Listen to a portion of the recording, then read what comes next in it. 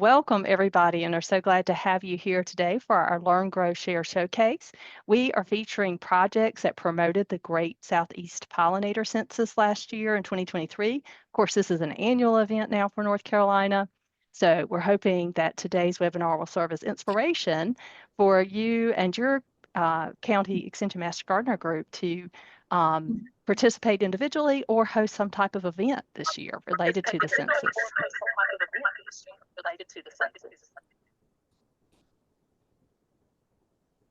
Let's try to help with that echoing.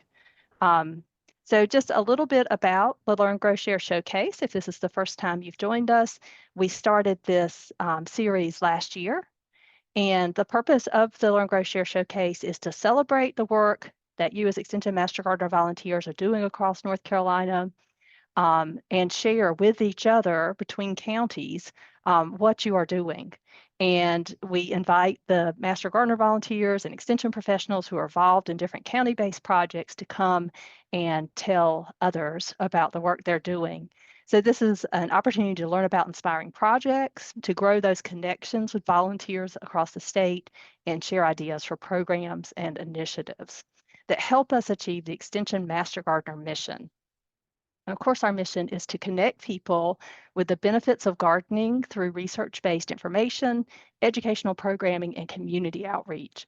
And we know there are so many benefits of gardening that both improve our health, whether it's through better nutrition and food security, improve physical health and mental health, and also protecting the environment by providing habitat for wildlife and pollinators, cleaning our air, water, and helping us manage stormwater. And all of this leads to more livable cities and healthier communities. And the Great Southeastern Pollinator Census definitely helps us achieve our mission. This is a citizen science project that was established by Becky Griffin, who is a UGA, University of Georgia Extension Specialist. She started this in 2017 as a pilot project. It officially launched in Georgia in 2019. South Carolina came on board in 2022, and we in North Carolina joined last year in 2023. And then this year, Florida will also be part of it. So this is a growing initiative that invites people of all ages to count the pollinators in their yards or neighborhoods. They choose a plant somewhere that has pollinators visiting it.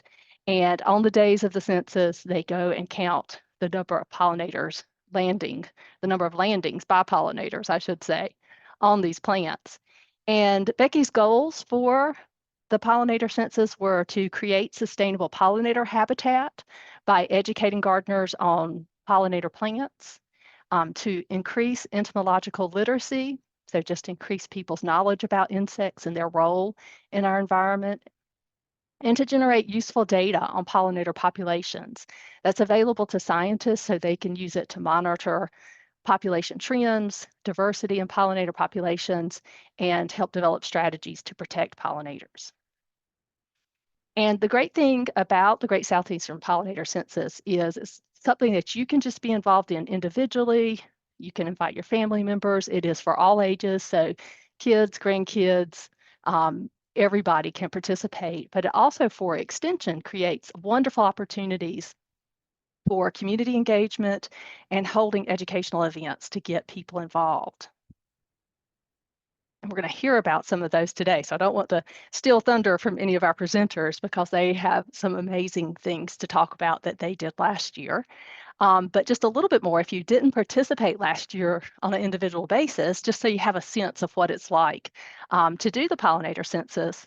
So on the census dates, which this year will be August 23rd and 24th, you find a plant that's flowering, that insects are visiting, and you go out for 15 minutes on one of those days. You can go both days if you like. You can do multiple plants if you like, but you only need to do one plant and watch it for 15 minutes. And you will have a data sheet, which looks like the sheet that you see on the right side of the screen. This is my data sheet from last year. And you'll sit there and watch the plant. This is a picture of the plant I watched last year, which is a type of ironweed. And every time an insect lands on it, even if it's the same insect landing over and over, you'll put a little tick mark on your sheet by the group of insect it matches. And you're not trying to get too specific. You're saying, is it a carpenter bee, a bumblebee? You can see there's some tips for identifying them here, and there's other resources available on Pollinator ID. Is it a honeybee or some other type of small bee? There's a bunch of small bees out there. Is it a wasp, some type of fly, a butterfly or moth, or an other insect? So it's not too complicated. There's a lot of resources to help you do it and know what you're looking at.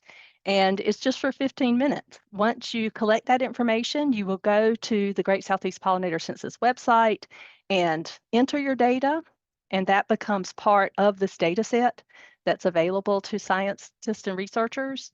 And then you can also report this as Extension Master Gardener volunteer hours, because this is a statewide volunteer opportunity. So that's a little bit about what it's like to participate in the census. And again, reminder to mark your calendar. And in addition to doing this individually, we also really encourage you to think about the type of education and outreach opportunities that can be built around this event.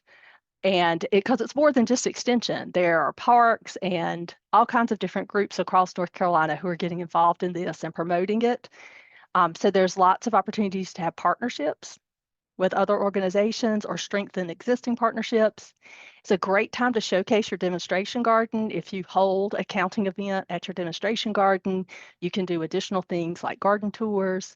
You could also offer classes, workshops, and youth activities related to the pollinator census, either one or both days.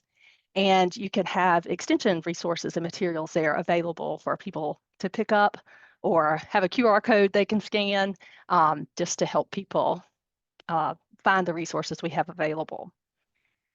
So these type of citizen science projects create wonderful opportunities to increase awareness and promote learning, particularly for the Great Southeast Pollinator Census. Those opportunities revolve around helping people understand the role of pollinators in ecosystems and human health, the diversity of pollinators. It's not just bees. There are lots of other pollinators out there. And even within bees, there are many different types of bees. Unfortunately, we know pollinator populations are declining, so helping people understand that, and that's why it's so important we bring more flowers, more pollinator-friendly flowers, into our landscape to help protect pollinator health. So all kinds of wonderful things we can teach people related to this event. And even if we just make that awareness, even if awareness is one of our big goals, that is really important, because awareness is the first step to action and impact.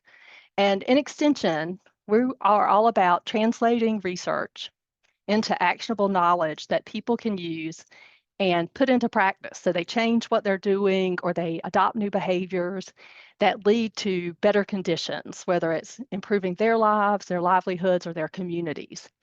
And there's a lot of models out there about how people change and how people learn. And here's this one of them. I added the trans-theoretical model, the stages of change.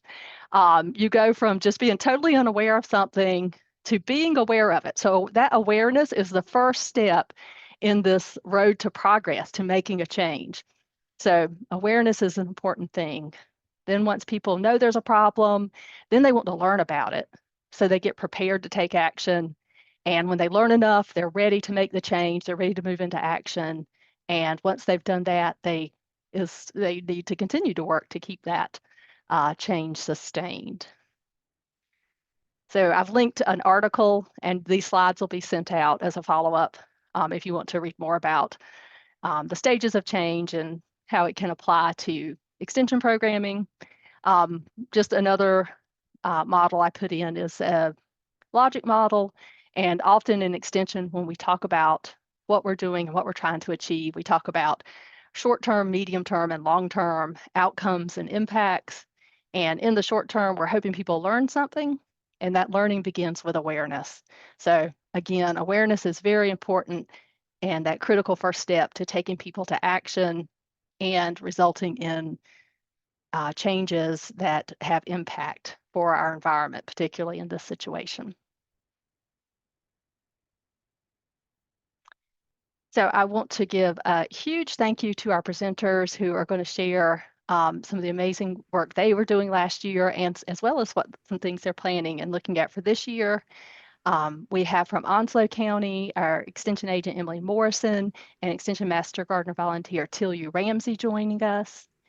We've marked the counties here on the map because we know we often talk about in Extension locations by county name, whereas most people are not as familiar with the county names as with the city name. So Onslow County is Jacksonville.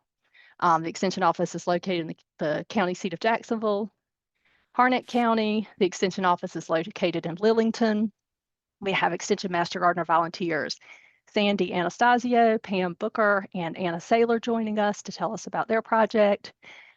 Their agent, Selena McCoy, is also with us today, and a big part of their projects last year. From Lee County, we have Amanda Wilkins joining us to talk about her role in actually bringing the Great Southeastern Pollinator Census to North Carolina and what they did in Lee County.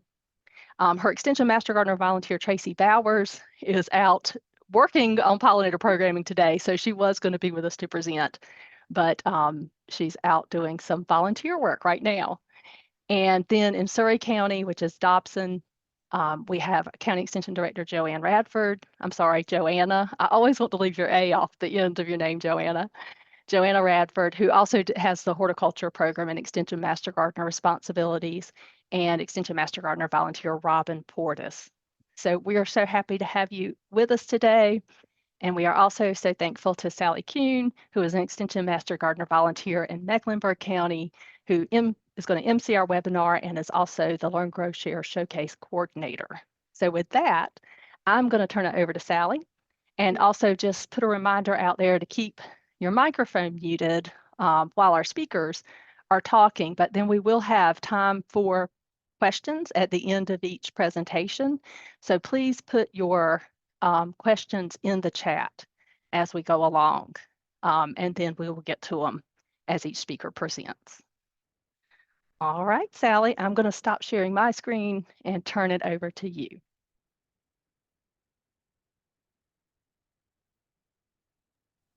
Awesome. Thank you so much, Charlotte. And those slides you reviewed are just fantastic. I think it's really going to help increase our motivation to want to participate in this census this year. Great reasons to do it in all the counties if we can. So first off, we have Harnett County, and we have Sandy, Pam, and Anna, and they are going to present on where they held counts. They actually held counts at the Raven Rock State Park in their demonstration garden at the Extension Center there in Lillington. And they used many resources from the Great Southeast Pollinator Census.org website. And so I guess here we go. Sandy, you're up. Yes, thank you so much for that introduction. Yes, we were very excited last year when we had the opportunity to have the pollinator census. We jumped right on it. We had 2 events. I'm going to let Pam talk about the Raven Rock State Park event, and Anna is one of the chair people of our pollinator demonstration garden, and I'm going to let her talk about that because that is where we had our event at our site at the Ag Building. So go ahead, Pam, talk about what you did at Raven Rock. Okay, so when we decided to go ahead and do the census there at the Ag Center, we thought about let's go ahead and reach out to Raven Rock State Park because just a few years past they had installed a pollinator garden. So we reached out to them and they were really receptive. They said, you know, we don't have the manpower to run this. And we said, no worries, we're going to be doing this for you. So we got them the posters to put in their office, and we got the online information sent to them so that they could put it on their website and any other social media that they were using, and to get everybody all ready. And then on that Friday, the 18th, our group of volunteers went on over to Raven Rock, and we set up in their pavilion that little gazebo that they've got set up in their garden area. And we had our clipboards and our counters and our census sheets. And so what we did, we just engaged anybody that was walking through, visiting the park, and explained what our census was about and how important it was, and anybody that we could go ahead and get to participate. We showed them the census sheet, and they had to use the little imaginary frame to zero in on their little area where they're going to be looking at the different pollinators landing on the plants. And we told them that it was, you count every time one of them flies and lands on another flower or whatever. It could be the same bee or butterfly or whatever. So we didn't have as big a turnout as we would have liked, but I think this coming year is going to be much better. We're going to have a little bit more time to advertise. So we were there for about 2 hours to do that. And then we wrapped up everything, grabbed our census sheets, our timers and everything, went back to the Ag Center to turn everything in. And that place was just a buzz with activity because they were getting ready to do their event on Saturday. So I think this is when I turn this over to Anna for her to talk about our pollinator garden. Oh, thank you. First off, we did some soil testing. We did a major renovation of our pollinator garden, and we called 811 to check for lines and everything. We dug up and potted all the plants that were already there. We had to do some sod cutting because we were increasing the size of the garden. We had to till all the soil, and we put down compost. And then I have a co-leader who's not available today, but she just made she designed the garden and charted and planned the whole thing so many times. Then her and I put up markers in quadrants to mark the placing of the plants, checked and found all the irrigation points, and then we had to replant everything. We bought some additional plants, including some annuals like zinnias and marigolds. And of course, continued to weed and mulch the garden, and we put up signage. And so it was much work, but many hands helped with it. It looked great. Thank you, Anna. Yeah. So on our next slide, we'll talk about where did we start. It was sort of short notice, so we did start immediately. And I would advise all of you to attend any webinar that Becky or Amanda is probably going to have more. I'm sure Charlotte is probably going to do something. I'm pretty sure we did a plants, pests, and pathogens with some extension experts. I remember Dr. Matt Bartone being available, which helped a lot.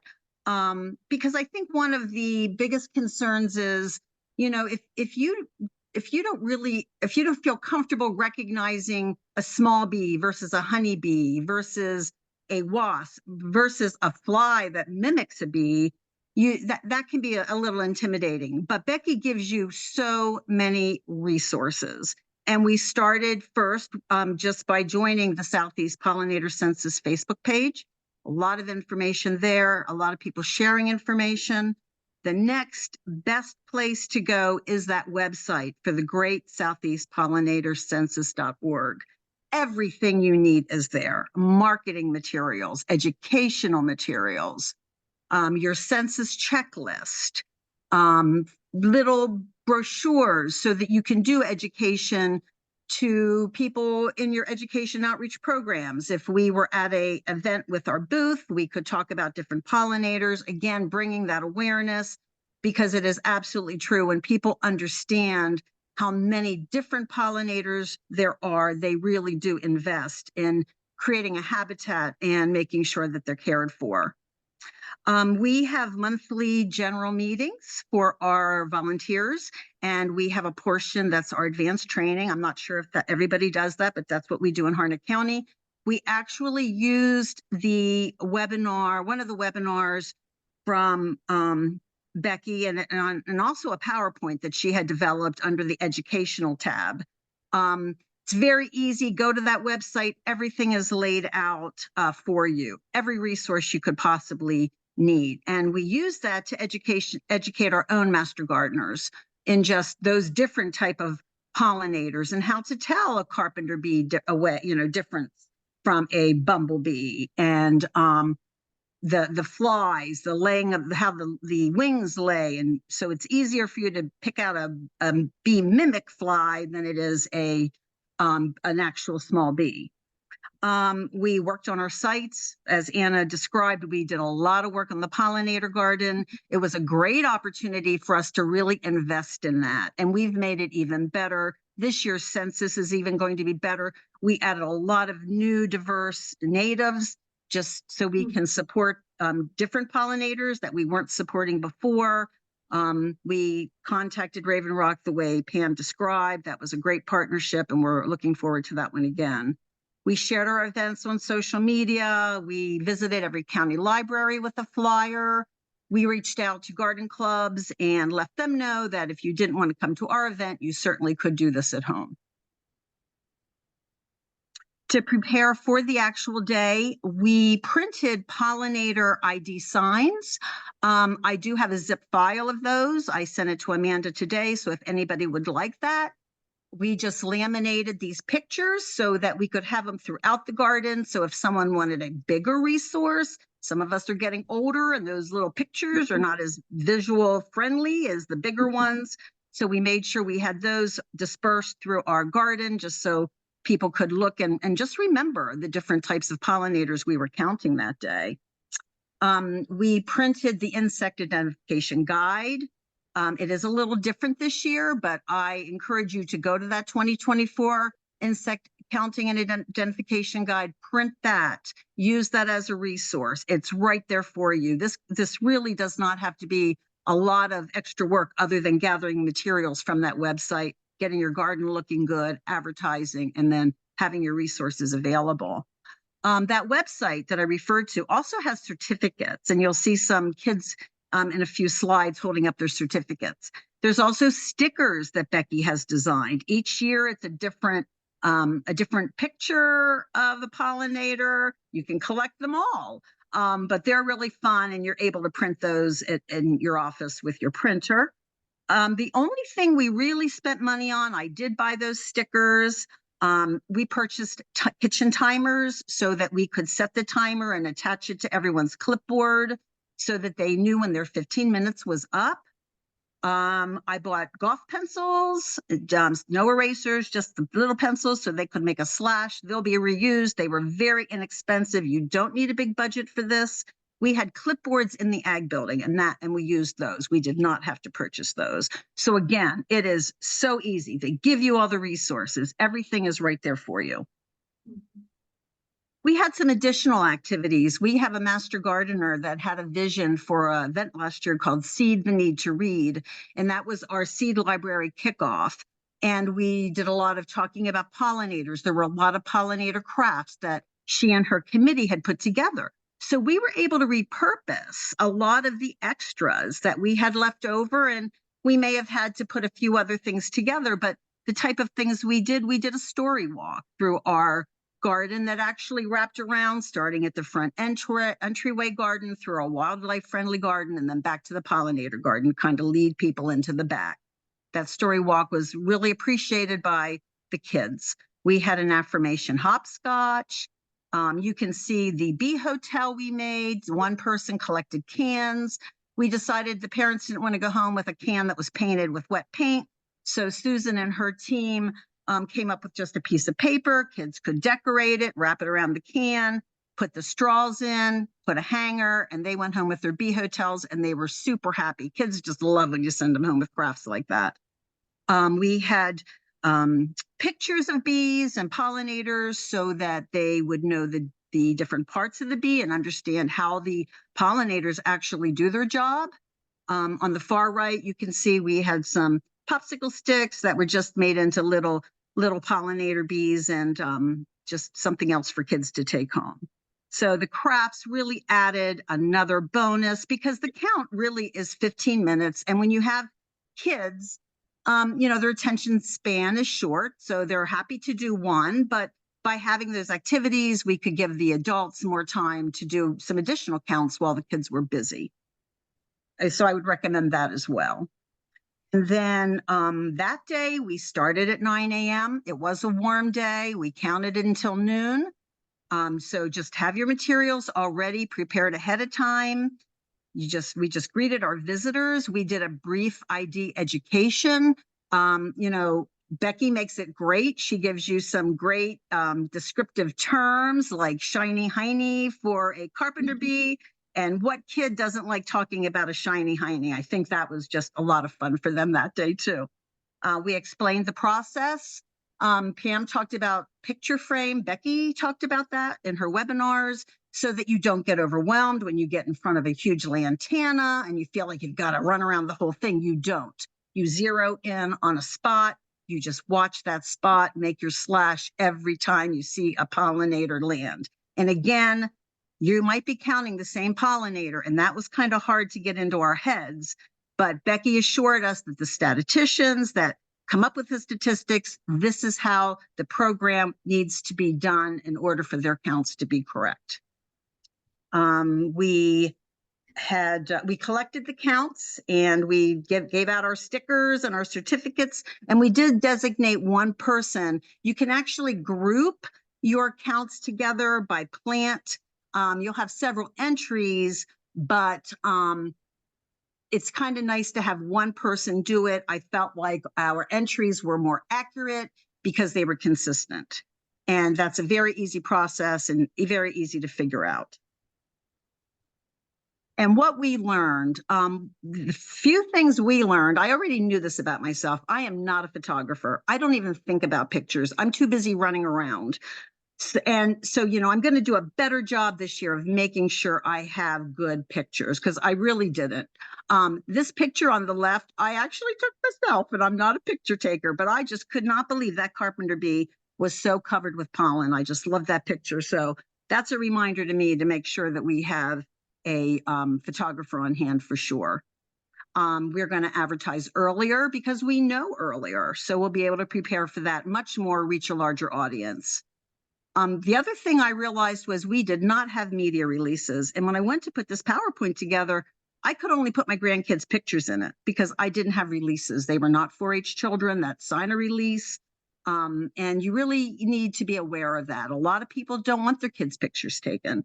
And so just so there's no hard feelings, be upfront. I actually had two posters, actually signs, 2-sided signs that just say, with our logo, branding, proper branding and everything, that at this event, there will be videotaping and picture taking. And if you don't want your picture taken, please let us know.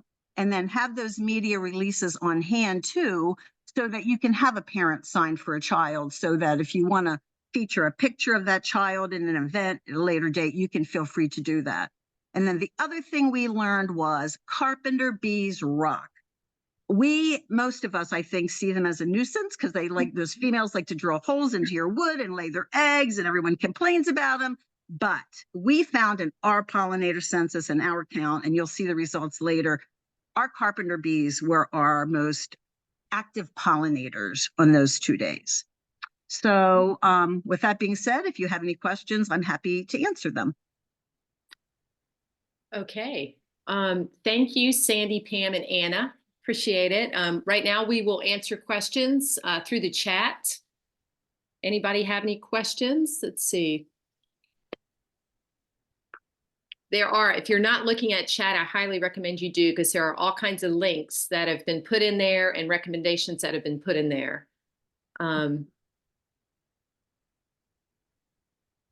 All right. Well, it looks like we don't have any questions at the moment. Would you agree, Charlotte? If there's any later, feel free to email. I'm happy to answer any questions you have so you can have a successful event as well. Super. Thank you again, ladies. Appreciate it. Next up, we have Onslow County. We have Emilee Morrison, the horticultural agent, Tilue Ramsey, the volunteer EMG.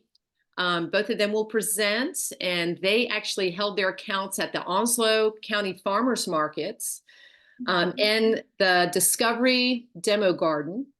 And they did it in conjunction with an Ask the Master Gardener booth. In addition, they leveraged the regional NPR station to advertise. So I'll turn it over to you, Emilee. Thank you so much. Yeah, we're glad to be here. I actually borrowed this idea from Amanda to show another map so you can see where we are in Onslow County. We're down on the coast.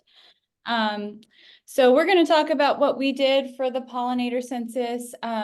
We decided to utilize something that was already happening, which is our Onslow County Farmers Market, which runs on Saturday mornings for most of the year. And our demonstration garden, which is the Discovery Gardens, is located right behind the farmers market. So it was kind of a perfect place to do this type of event. And the other thing is once a month, we have an Ask an Extension Master Gardener table at the farmers market already. And so we decided to do that during the pollinator census. So we're either set up inside the market or sometimes we're outside if it's a nice day. So that's kind of what we were thinking. The other thing is when we also had our in-meeting training for August, I talked about pollinator ID and used some of the resources again, like Becky had shared on the Pollinator Census website. So there is a PowerPoint.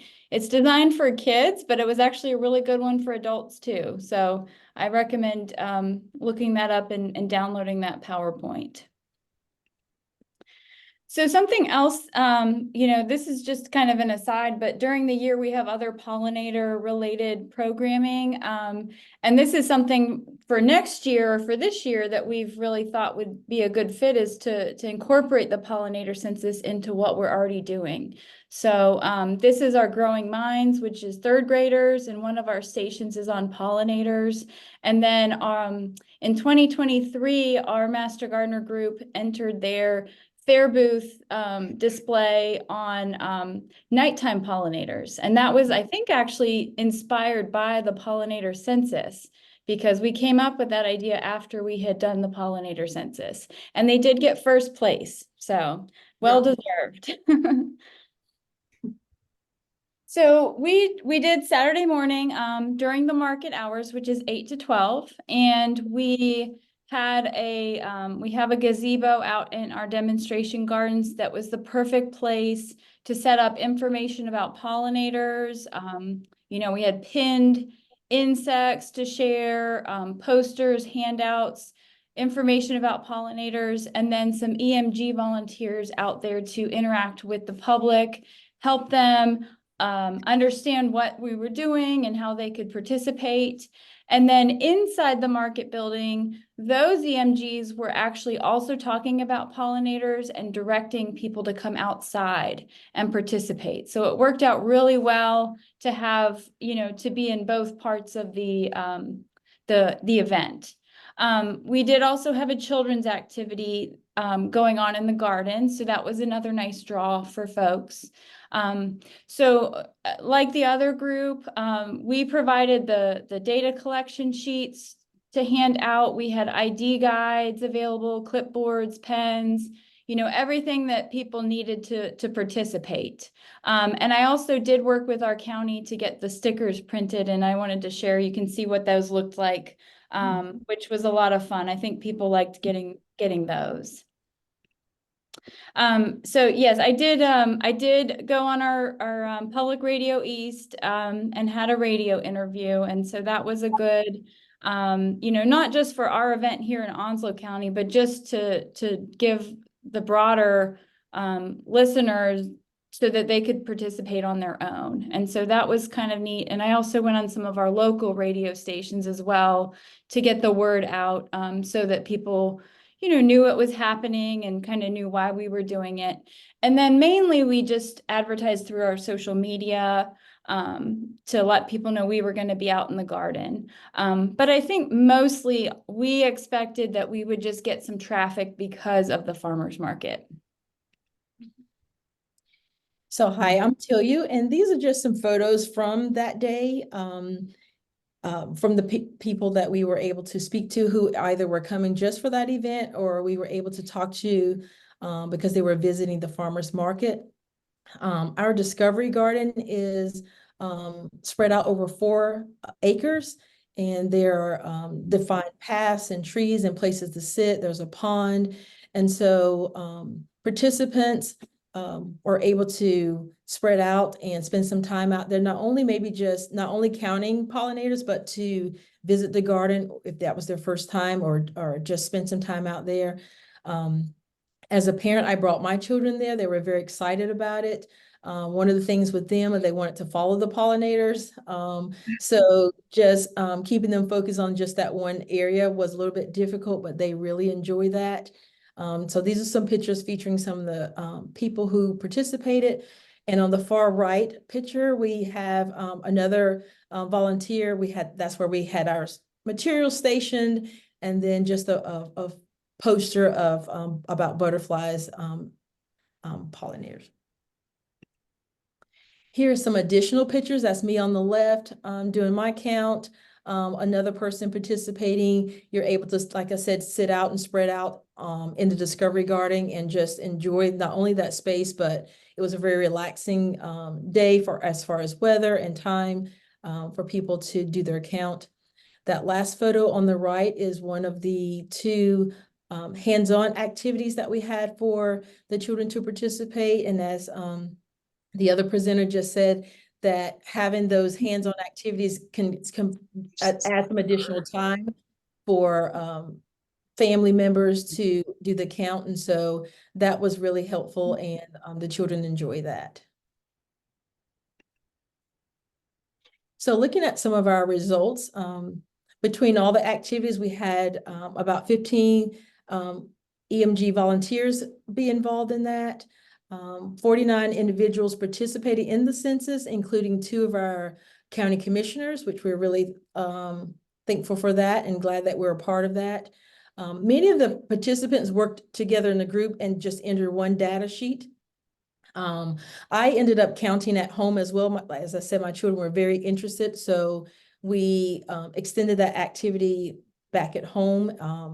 And a lot of the participants preferred to have us enter their data sheet, including myself. I did not enter the data myself as well. So I even encouraged my neighbors to participate. I don't believe they did it, but I believe that they will this year. They are new beekeepers, and they have recently both planted pollinator gardens.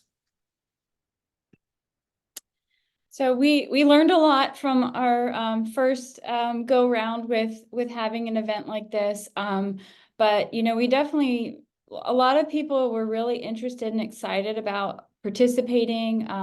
They talked about how it was very eye-opening. They had never really just sat and looked and watched, and the attention to detail and seeing the insects. I think it's a really meaningful experience for people to participate. We did find that having this in conjunction with the farmers market really helped to bring traffic, because people were going to be there anyway. And then it gave them a chance to get outside and walk in the garden. So that's that was definitely a good fit. The children's activity was appreciated. Even though we have a 4-acre garden, not having a huge number of people is probably a good thing. If we were overrun with hundreds of people, it probably would not have been as maybe enjoyable for some people to really be out in nature and observe and have that time. So our plans for this year, still in the early stages, but we do think that we'll do a similar event on a Saturday, the Saturday of the count, when the farmers market's running. I would like to have some additional EMGs out in the garden, maybe just walking throughout the garden and asking if people have questions. So maybe having, some additional volunteers on site would be good. We are wondering, it'd be wonderful to follow up with participants afterwards. And so thinking about ways that we could do that in a way that, isn't overbearing, but it's helpful for us as well as them. How do we evaluate the success of our event?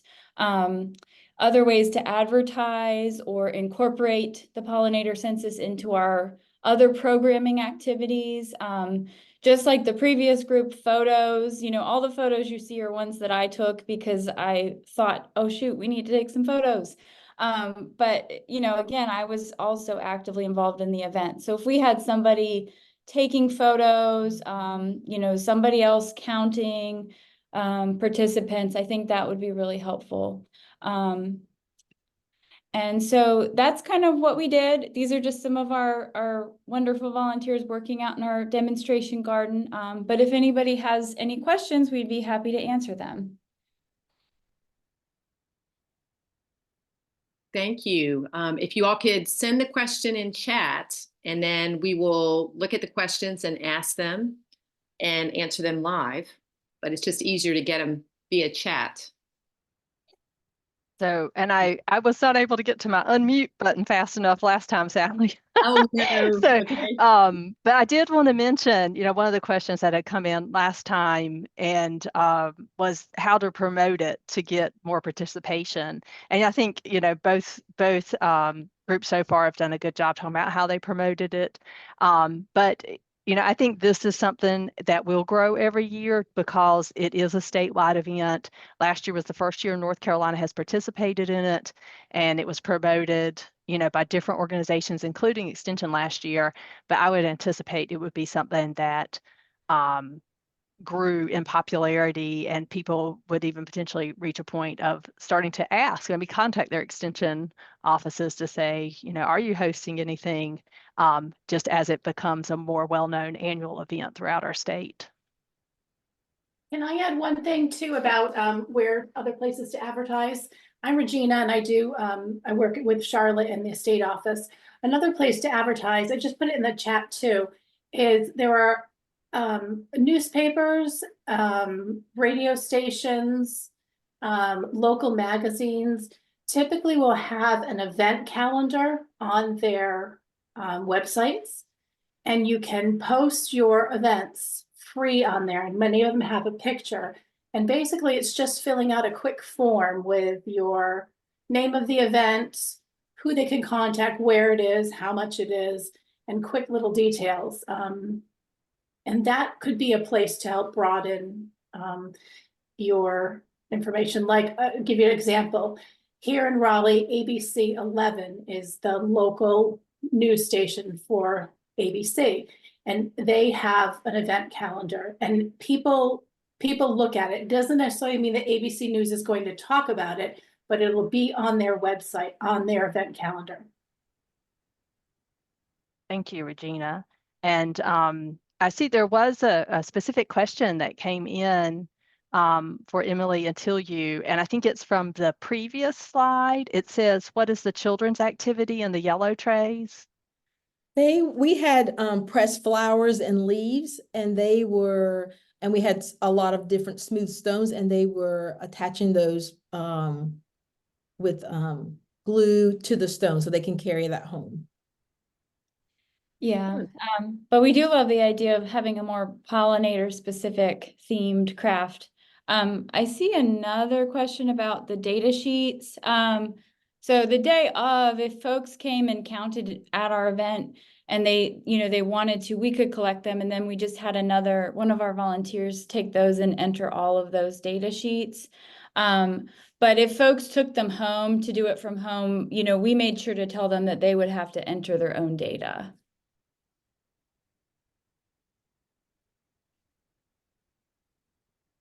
Okay. Yeah.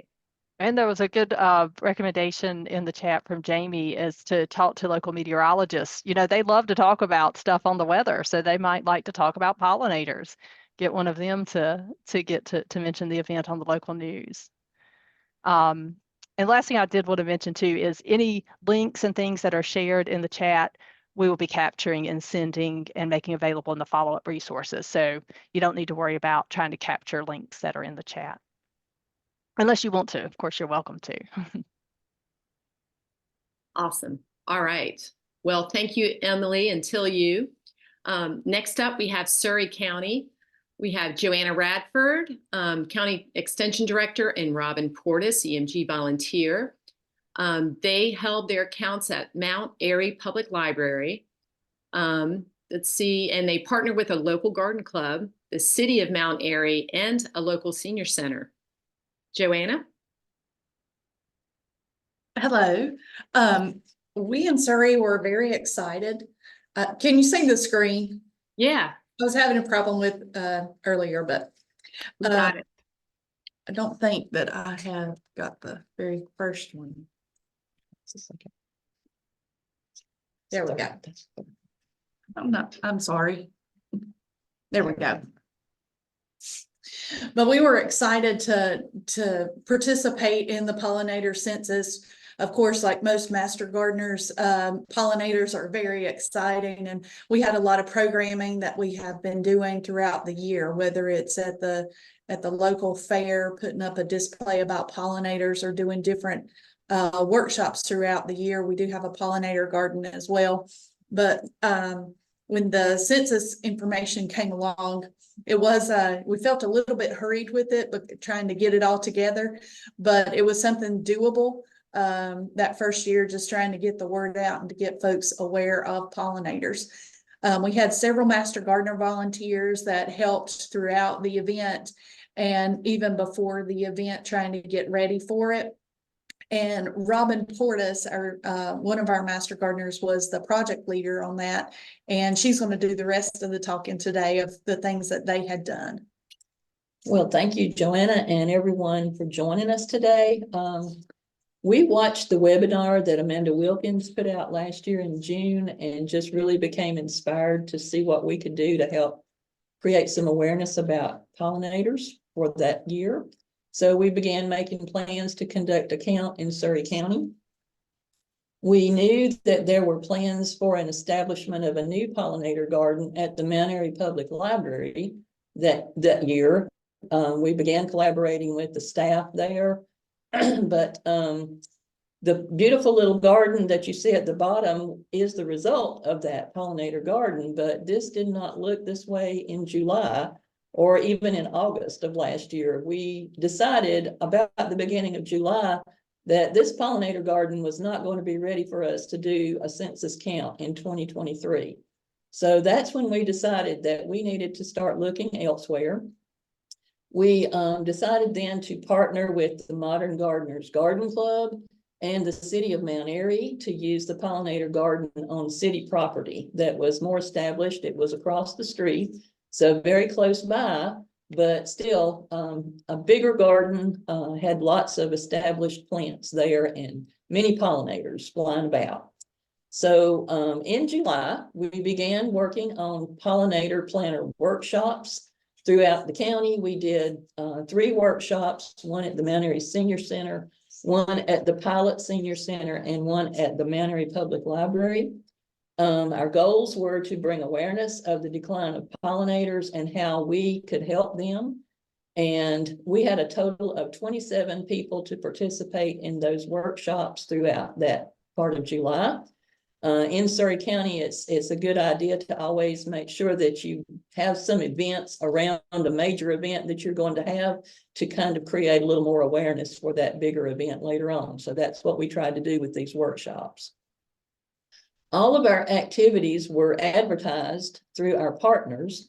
The Mount Airy Public Library has a spot on the in the newspaper each week that they advertise events at the library, and we were part of that.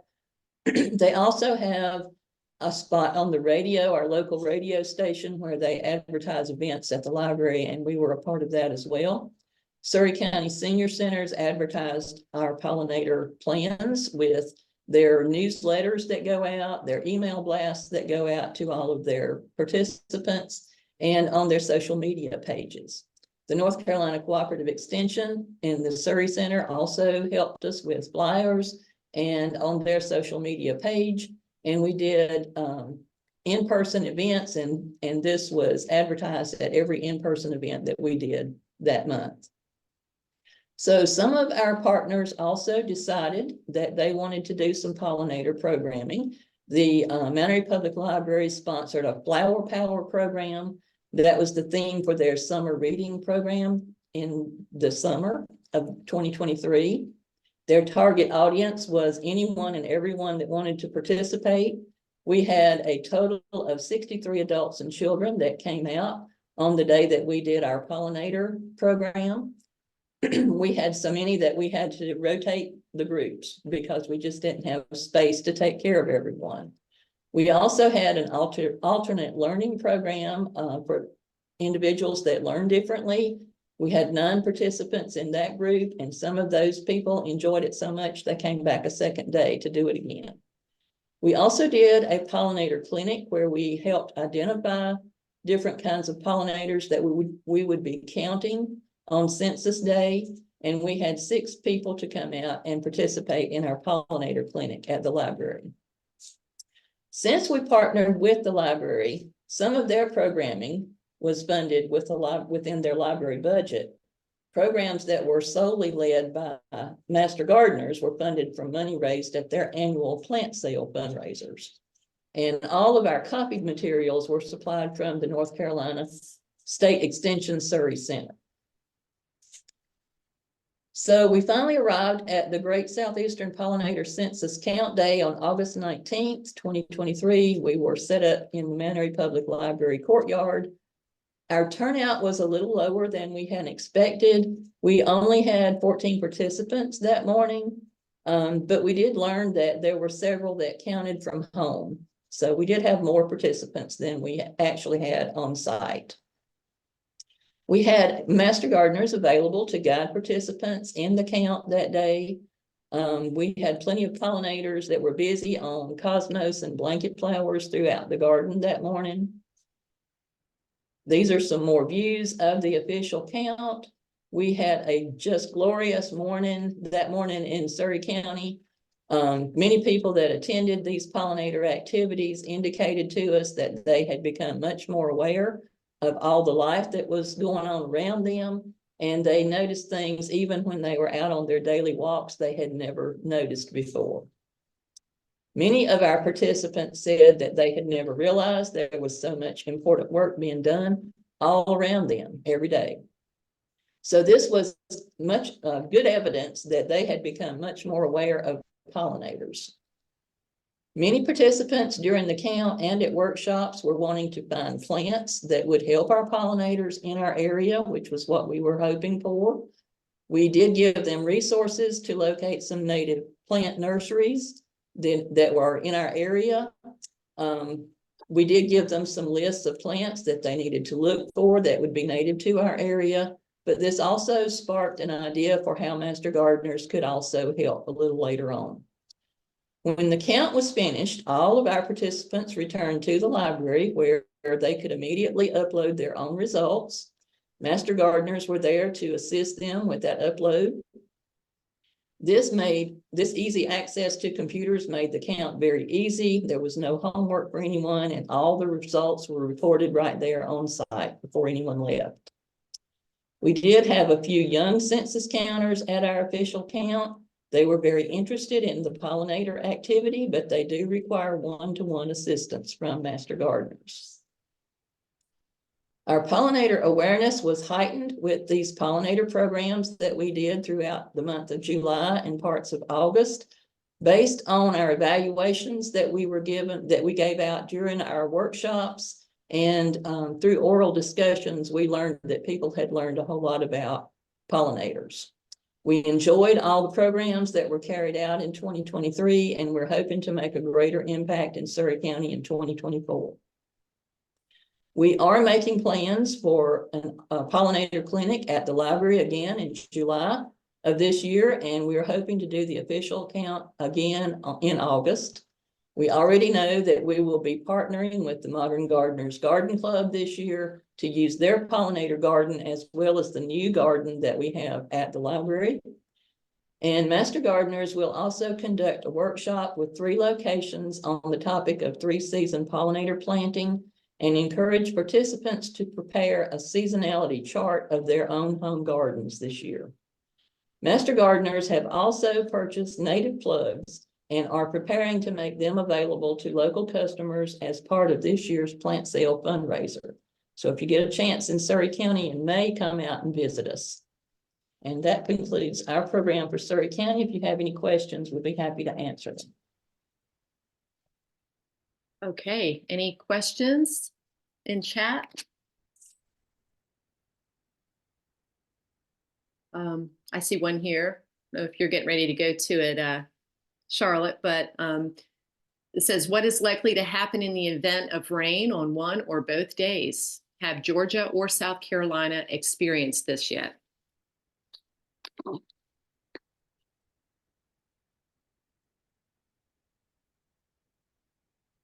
I don't know if they have. I don't know if Amanda or if anyone who has ever heard Becky Griffin, who's the specialist in Georgia that started this, talk about, I guess in August, it's rare to get an all-day rain out. You might get a thunderstorm passing through. I guess that's a value in doing it over 2 days. Yeah, At least one Yeah. of the days hopefully will work out. I guess a hurricane would be could be the situation that could rain out 2 days, but That's true. That's true. I don't know if there's much we could do in that case. And I'm sure Becky, and I will mention on the Great Southeast Pollinator Census website, you can sign up for the newsletter, and Becky sends that out. I don't know if it's every month, but it's pretty regular, and especially coming up to the event. I'm sure things like that might be addressed. But I see Amanda has her camera on. I don't know, Amanda, if you've ever heard Becky mention anything specific about rain. No, not really. They have had a few like rainstorms that have happened in parts of Georgia that have impacted the participation. But like you were saying, I think they've been able to, if one day is bad, usually the next day or some part of the next day is good. So it is, concerning because it does occur during hurricane season. But I think with all things that we do outside, there's always that chance. Not much we can do about it. Makes sense. Makes sense. Yeah. Well, this is a perfect segue, Amanda, since we have you on here. Amanda is going to be representing Lee County.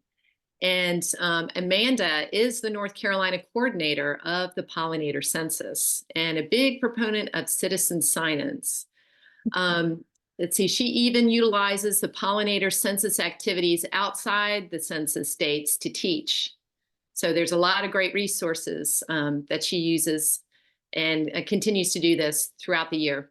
So with that, I'm going to go ahead and turn it on over to Amanda, and she will review their activities. Excellent. And quick shout out, Tracy Bowers is, I think she is somewhere out there in the crowd. She's joined us. She's our committee chair for the Pollinator Haven Garden, which is our pollinator demonstration garden in Lee County. And Sallie, thank you very much for that introduction. Full disclosure, I did, whenever I came to Extension in August of 2022, I'd come from a botanical garden background, and we had the demonstration garden existed, was installed in 2016 at the Extension office in Lee County. And I was really, really grateful that that existed. But we really wanted to improve the engagement with the community in the Pollinator Haven Garden and utilize it more in the programming that was happening.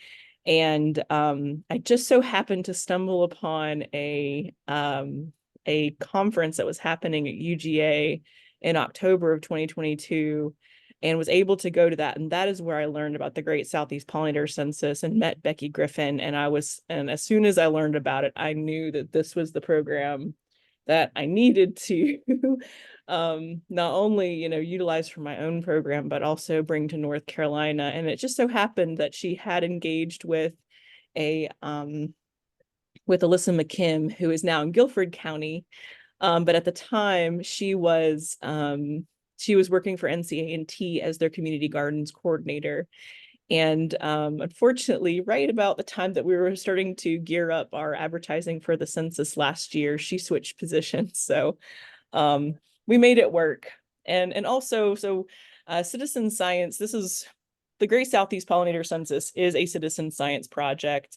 Some of y'all may utilize citizen science projects from other organizations like iNaturalist or Sci-Hub. I know a lot of libraries across North Carolina use Sci-Hub for some of their citizen science projects. But for us in Lee County and just the experience that I had coming from a botanical garden background,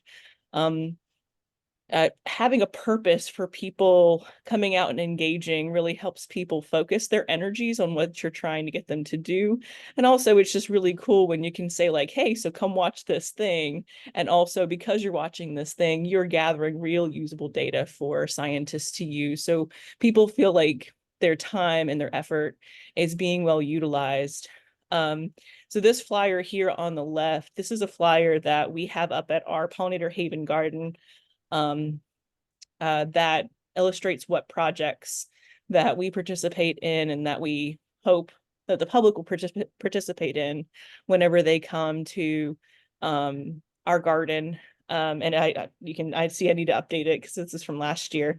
But we also coordinate with a lot with our county libraries, and they have these checkout kits for observing pollinators and observing biodiversity. And a copy of these flyers are also in those kits. So when people check them out from the libraries, they can see, hey, here are these science projects, and here's a place you can go to use this kit.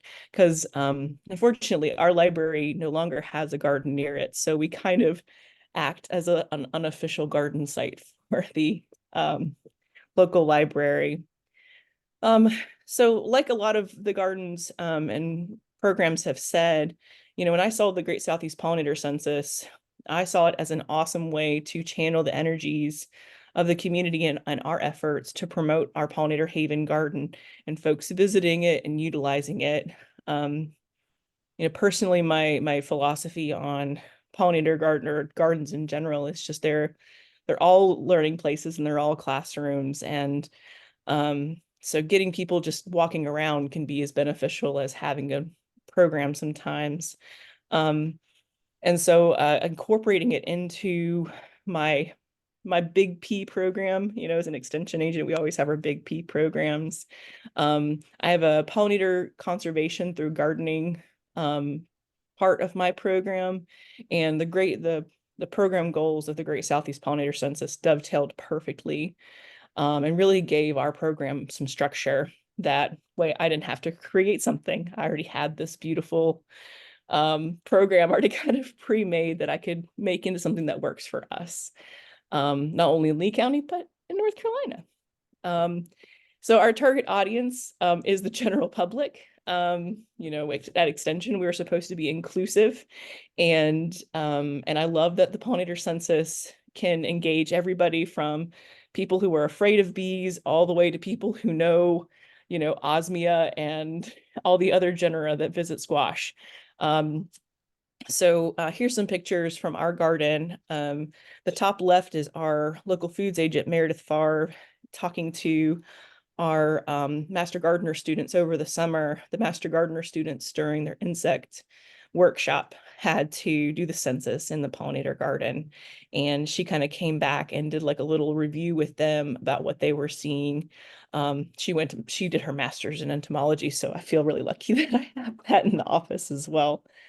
And then this older gentleman is is my spirit animal, Avern Upchurch. He's 93 in this photo, and the month before the census, our Master Gardener volunteers all went out during their business meeting to trial the Great Southeast Pollinator Census so they could take it into the community and share it with the different communities that they're in.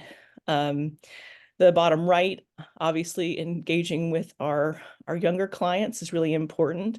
And so I did a couple of things, a few events where we utilized the Great Southeast Census protocol, like so using the data sheets, using the collection method, but just not doing it on the day, use it as a way for kind of easy data collection and kind of just going over what it means to take data using a set of rules. And then finally, our top right, Berkeley is one of our public volunteers who comes out when we do some of our work days, and she's in our millennial. Not too many millennials come to our programming. Unfortunately, we have a very old county here, so whenever I see young people in their 20s and 30s, I get really excited. And she and her husband came out and did the census on the day of, which is really cool. And I love to see that. So whenever we decided to do the census and whenever I decided to like really like lean into bringing it to North Carolina, like everyone has said, you really have to, you can't just decide to do one event in August. Really finding ways to integrate it into your Big P program or your education lineup really helps build that momentum up to this day of event. And for us, like I said, we engaged it in our Master Gardener class training, as well as our Extension Master Gardener volunteer monthly education opportunities. We had two different children's groups. Children groups do this. They didn't do it for the whole 15 minutes. For them, we did it for 5 minutes, but the whole point was not necessarily to collect data. It was just to help them understand what that protocol was. And then whenever I gave public talks where the Master Gardeners went out in the community, they always had something to just kind of flash up and give out and say, hey, mark your calendars for the census. So our like actual day of event for the weekend, there was no budget. I'm actually kind of jealous now. I think I'm going to talk to the Master Gardeners about printing stickers, because the more and more y'all are talking about stickers, swag is a thing. But we didn't really have a budget. We didn't go buy anything special. We everything that you see on this table, this was Tracy and our little setup on the weekend of. So when folks came up, they could see the different materials that we had already been developing over the season for different things, reference materials, clipboards we already had in the office, markers we already had in the office. We print in-house. So we really had a lot of that already laying around. We did laminate the census sheets, so if we had a rush, we could reuse them, and it saved a little bit on printing, because we did print in color, and I know some county offices get a little squirrely when you use a lot of toner. So, but we really felt that it was important that the census sheets were printed in color, because those photos are so important. So really no budget except for printing, and it worked out perfectly. So promotion wise, social media, definitely. I'm totally with Emilee. Using social media is so important. As much as we may love to hate it, it's so important. I have a weekly gardening column in our local Sanford Herald paper, and but we also have relationships with our local media, so we really tried to preempt them that the event was happening, and anytime I could write a column, running up to the event within July and August, I did it on the census and some sort of pollinator related thing. We have an email newsletter that reaches about 1,000 to 3,000 people, depending on how many tags we use in active campaign. So we reach quite a few folks. I'm on 2 radio programs locally and 1 regional one, the Triangle Gardener, that reaches, I think actually most of the central region. And so had a lot of radio play on that.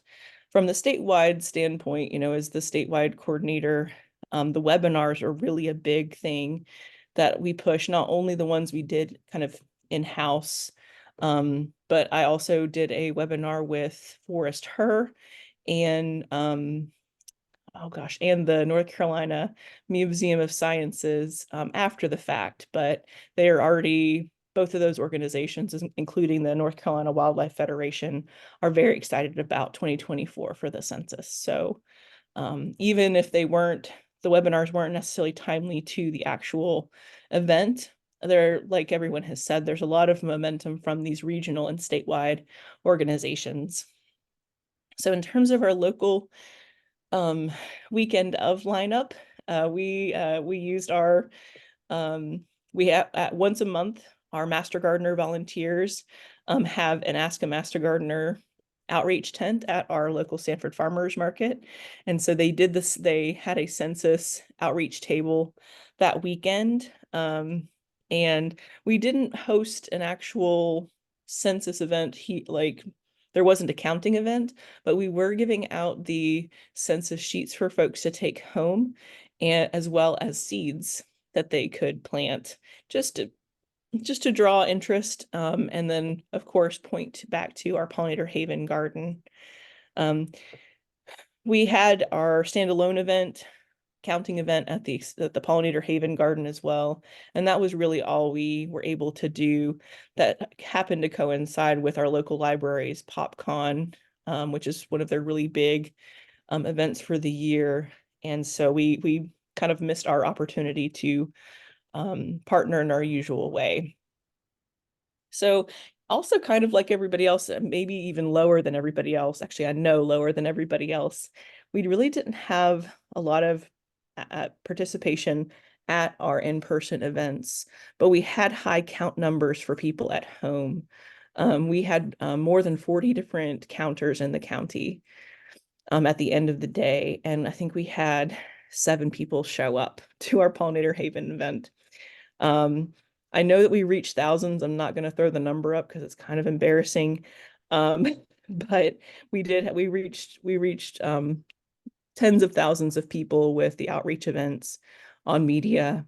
And locally, just like everybody else is saying, people are still talking about it and they're excited about it this year, and they're starting to ask about when it's happening again and what we're starting to do and what we plan to do this year. So I think there's and just that engagement of seeing and taking a moment to observe the pollinators, I think, is really incredible. We did not officially evaluate our events in Lee County because, we thought about it. We did actually talk about it, but because it was kind of an inaugural event locally, we were just going to see how it went and just record numbers and stop there. But the statewide webinars and the webinars that I did with Forest Her and with the Museum of Natural Sciences, I did ask for them to fill out a survey or send out a survey to folks who had registered for those to get any kind of feedback data that we could get in terms of like reporting increased knowledge and changes in attitude, which I will share with you guys in a bit. So from locally, where we would like to improve, we really want to push more folks to come out to visit the garden. And this year we're working really hard to do more guided tours, not only myself doing guided tours, but also training up Extension Master Gardener volunteers to feel confident to give the tours as well.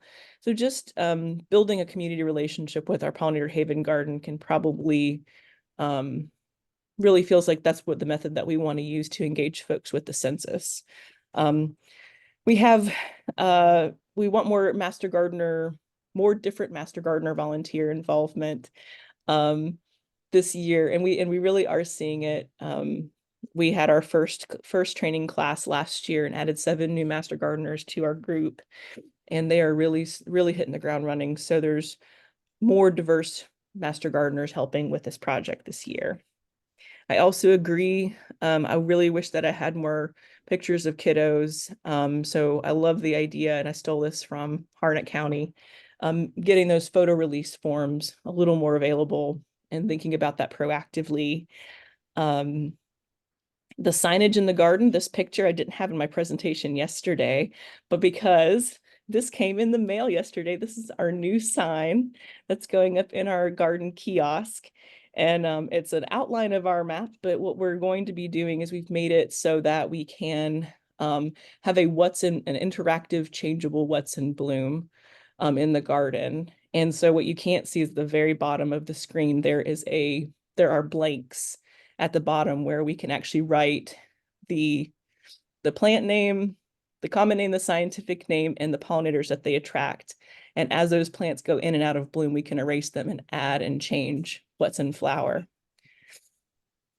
So we are planning to do the census again, and we're gonna host our on-site Pollinator Haven Garden open house again. We're still planning more pollinator related classes throughout this year. What else is doing? We're still building our relationship with the with the library, and they are open to doing more pollinator related programming, especially over the summer with their teen groups. And also we're getting more, our relationship with our wider community groups are really building. So Sanford, the city of Sanford, where we're located, is now a Bee City USA. And so we at the Extension Office, I serve on the advisory committee for that, but we are doing an event on May 4th to celebrate that designation. But then they would like to do something more coordinated with the city of Sanford and the census. So if we get the city behind us and even the county, maybe we can really have something going. And SAGA stands for the Sanford Area Growth Alliance. And we partner with them on quite a few things. They are the out-facing part of the Chamber of Commerce. And we are hosting them in their business groups in early August at the Pollinator Haven Garden to talk about what we do at North Carolina Cooperative Extension, Lee County, but also to show them where the pollinator garden is and give them a taste of what the census is prior to the census date. So we're very excited to get our business leaders there as well. How am I doing on time, Sallie? Feel okay? You're doing good. We've got 15 more minutes for the call. Sweet, cool, okay. I will go through this quickly then. So state level wide, I like I said, we did a lot of statewide programming because the census, while it's perfect for extension, and I hope that some of y'all have been inspired to utilize this in your programs. This was also utilized and engaged with by a lot of private and other public groups as well, including botanical gardens, communities, libraries that don't work there with their extension offices. So it was really cool. And I have to say, we had 66 of 100 North Carolina counties that participated, from the mountains to the sea, which if you look at Georgia's participation, it was not that good in their first year. So I get to have a little bit of bragging rights to say that we had mountains to the sea representation. And we also had mixtures of tier 1, 2, and 3. So while our top 3 participating counties were our obvious urban centers, especially around Raleigh, we still had our rural counties participate almost just as much as our tier 3 or tier 1. So it's very cool. And 19 counties had more than 20 counters, which for a first year program that, as many of y'all have said, the advertising was a little delayed especially for extension. I think it went really well. And here's just a nice map of all those counties. So just really nice representation. 248 counts were completed as part of the event, as part of an arranged event. So that's only 16% of the people who participated. Everyone else did this at home. So for those of y'all who are thinking of doing an organized event, don't be dissuaded from doing that. But also, I think having an option to send a data sheet home with people and help themselves do this at home is just as engaging. So please don't think that you have to just focus on putting on an event. We had 22 different Extension Master Gardener groups lead events last year. So we were only hearing from 4 of them, but 22 participated last year. And that's also multiple events per county. Like Harnett County had 2 events. So, and then 38 other unique events, including the city of Durham and the town of Carborough, which actually had made time for their staff to do the census while they're on the clock, there are some organizations, and this could be a way for you to promote it as well, organizations that allow for their workers to get on time volunteer time in. This is a great, easy project. So in terms of the feedback that I got after, this is data from after the actual census. It went out to about 670 people. I got 10% response rate, which is pretty standard for our surveys after the fact. But I'm bragging a little bit to say that 91% of the people who responded by watching the webinars said that they participated, they were influenced to participate in the census, and that they reported knowledge gain. They reported adding more or wanting to add more pollinator plants to their gardens. And 52.2% reported that they plan to or have changed some of their landscape management practices based on what they learned from the webinars. And so these types of questions, Charlotte and I are going to be working on a statewide evaluation that y'all can utilize, that we all can utilize across the state, to measure those knowledge gain and those behavior changes, to help with that evaluation piece. Again, of that survey, 92.5% of the people who responded to that survey did participate, and 88% of those said they encouraged others to participate. So word of mouth makes a huge difference. And 88% of them said that they plan to participate again this year. And I think that a lot of folks are saying that they're hearing that anecdotal interest in continuing to participate in the future. Another piece that they talked about was creating new pollinator gardens. So in North Carolina, there were 27 new pollinator gardens created. Most of them were small, but that's okay. We're always going on about, doesn't matter how big, as long as it's there. So 52% of those were small, but we had 27 across the state. You can see the counties on the right-hand side.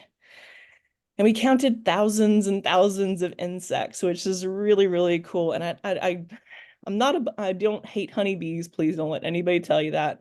But I definitely love our native pollinators. And I think it's kind of interesting to see that honeybees were the least represented in the census compared to our other native pollinators. So, while honeybees are very important to our economy and to our agriculture industry, I think this is very indicative of how important it is to look at our other pollinators.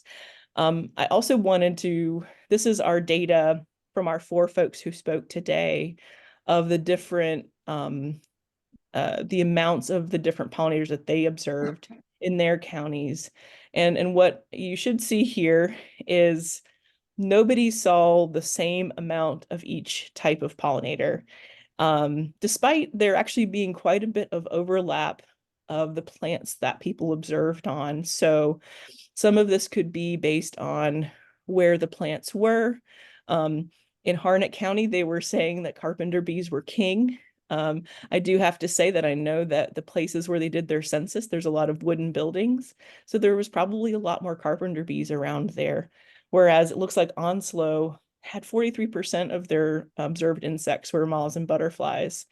So it's really incredible, the diversity that you can see, and you're not going to see the same thing from county to county. Here are the top 10 plants that were observed in North Carolina. I'm not going to read these all out to you. I will make these available. And I know, Charlotte, I can share these slides with you so you can post them up too. But these are really great. Becky Griffin does have a list of kind of like top plants that are usually flowering in August for Georgians. And this is a good, easy list for folks for North Carolina. That's not to say that this is exhaustive. These were just the top 10 in terms of the number of people who observed. And so to kind of bring it back home, I think this is my last slide. From the state level census, Cheryl and I talked about this yesterday. Mark your calendars. August 15th is going to be our Knowledge is Pollinator Power statewide public webinar that's going to be available to everyone in North Carolina. So mark your calendars it's from August 15th from 1 to 3. More details to follow, but this is something that you can share with your clients in your communities. There is going to be a better media push this year. I've already got, I am drafting some press releases that will be made available to you so you can utilize them in your local communities to make it a little easier to tell that story. So you're not having to write your own copy right off the bat. We're really excited about having that statewide evaluation, so that way we can compare the responses across the state, and also you're not having to create another evaluation tool, which we all love. And it's already amazing. I was telling the group yesterday when we were practicing, it's just amazing to see the engagement that happened on such short notice with this program last year, and everything else after last year is icing, because it fulfilled all of my hopes and dreams for the program in the first year. And finally, I think a lot of folks learned that the program that they did was last year was a really good foundation. So I look forward to folks utilizing that and building their own programs, but then also folks who did something last year continuing to improve upon their programming in the future. So, okay. Awesome. Wow. Well, thank you, Amanda. Thank you so much. Are there any questions now that we got all these fantastic presentations? What great information, and to be able to see it at the state level and comparing the different counties and all, and the different insects. Very interesting. Any questions before we hand this over to Charlotte to close us out? Maybe we'll do my few slides to close us out since we're close to time, and then we can hang on for questions if that would be okay. Perfect. Okay, so there were some questions coming in on the chat about when media releases are needed.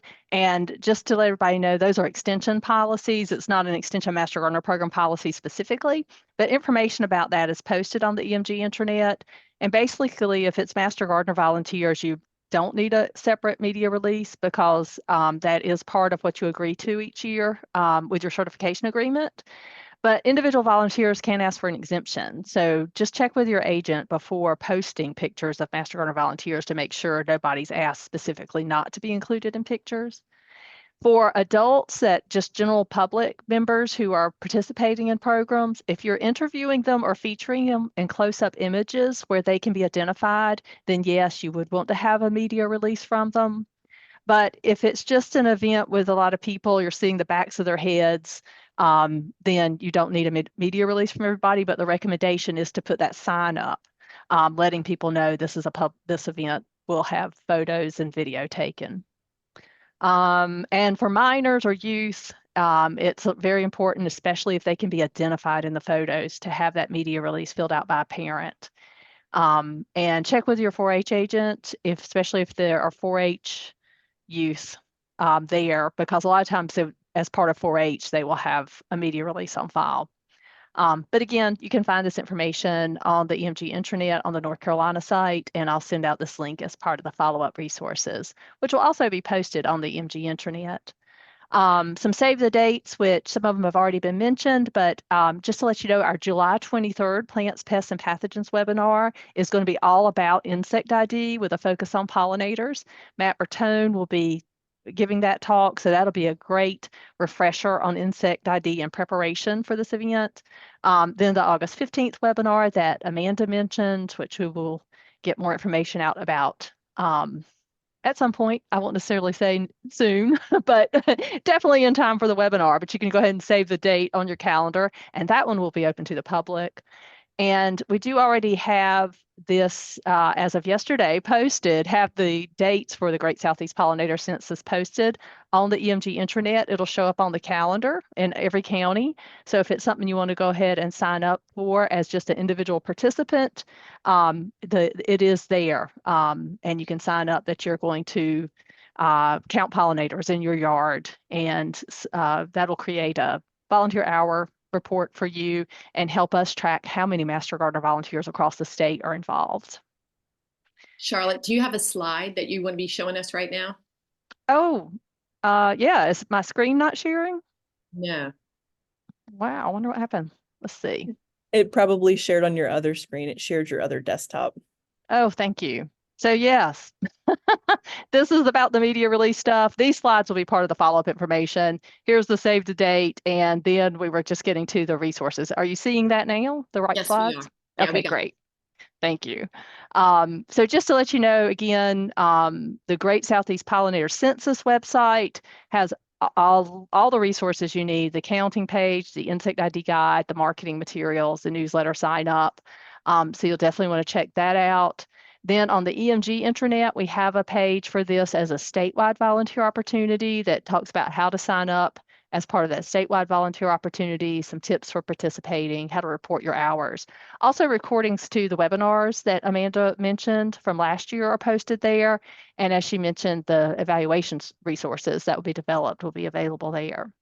Amanda's also developed a Great Southeast Pollinator Census in North Carolina site. And the link will be part of the follow-up resources, as well as there's an article on the EMG website, the public site, about last year's participation, so that you can just learn more about what Master Gardener volunteers across North Carolina did to bring the census to our state. Of course, I want to mention the Extension Gardener Plant Toolbox is a great source of information on pollinator plants. There is a built-in list of native pollinator plants. It has 221 plants. So if you're trying to encourage people to choose pollinator plants to add to their landscapes, please, share this resource with them. There are over almost 1,400 pollinator plants listed in the toolbox itself.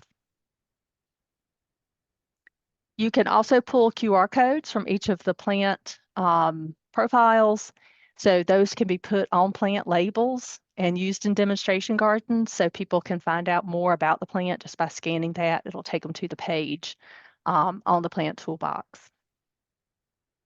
And of course, there are extension publications. There is a bee identification guide available. I don't think we have a publication specifically on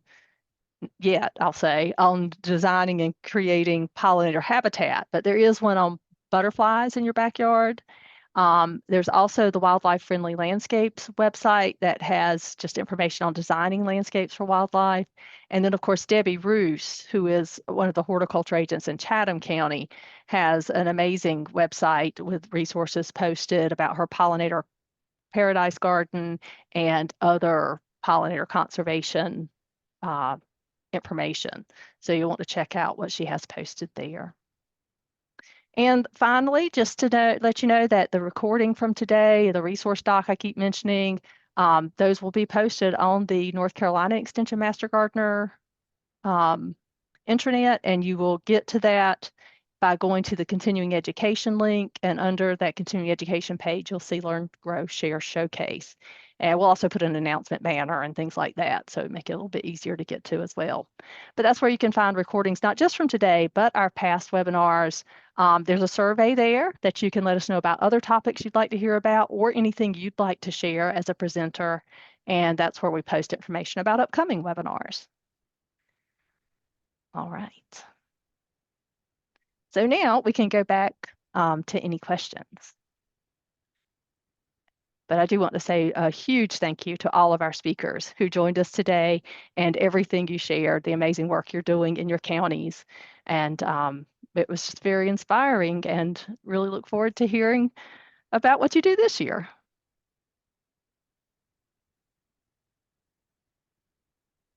All right. I'm not seeing any questions. Just a lot of great feedback. I mean, guys, it sounds like Nash County is already on board to go this year. I know Mecklenburg County, where I am, we want to do this year.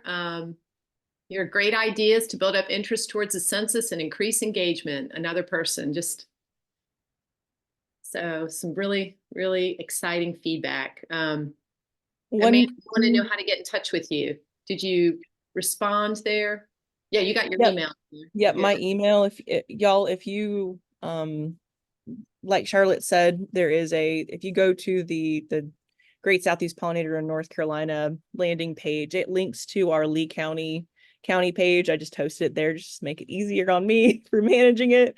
But you can find my email on Meet the Staff on that page. You can also just do Amanda_Wilkins@ncsu.edu. But I encourage you guys to check out the Great Southeast Pollinator in North Carolina page. There are two things that are kind of exciting on that. So I have actually made Instagram, Facebook, Instagram stories, Instagram square, Facebook poster, banner for evaluations, and a copy of the digital banner, amended and adapted those for North Carolina. If you get them off of the Great Southeast Pollinator Census's website, it is just a general one for anybody who is in the states that are participating in the census, but I have made ones that are specific for North Carolina that you guys are more than welcome to use. And there's a link there that links to a Google Drive where you can download those and utilize them yourself. There's also a little survey on that website that asks folks to, if you're doing a local event, to just fill that out so we can stay in touch with you. Remember, this program is not just for Extension. There are other organizations and folks out there who are doing this, so that's really for them. I know, Charlotte, you had an internal within the intranet for folks who were doing census specific events. You tracked those yourself last year, but y'all are also welcome to submit them through that survey on the North Carolina Census website if you'd like to. And if you find out that there are other organizations in your communities who want to host their own census event outside of your Extension event, please let them know about that website. That website's designed for the general public to learn more about the census. So that way you guys don't have to constantly go out and tell them that. You can just send them there. Awesome. Awesome. We did get a question. What does SAGA stand for? SAGA? That is Sanford Area Growth Alliance, and that is our in Sanford, where I'm located. That is the kind of the external facing version of the Chamber of Commerce. So they do a lot of business development, and the Extension's office actually serves on their board to advise them on agriculture related policy. Okay, there you go. I think that is it. I think the rest was answered in chat and looks good, Charlotte. Yeah, it looks great. I think there was a question somewhere about how to order Extension publications, so I dropped that in chat and I'll put that in the stuff that goes out as a follow-up as well. So if people wanted copies of those publications that were mentioned. Okay. Well, I thank everybody. This has been great, very informative. And like I said, we hope to initiate this in Mecklenburg County for sure. Excellent. And thank you, Sallie, for pulling it all together and guiding us through our webinar today. Excellent job. Thank you, Charlotte. Thank you for all the information up front. It was great. I think we have definitely increased awareness, so we all know what the next step is. That's right. Go forth and do good, as There you my go. US history teacher used to say. Count pollinators. That's right. Thank you, everyone. This is wonderful. Thank you, guys.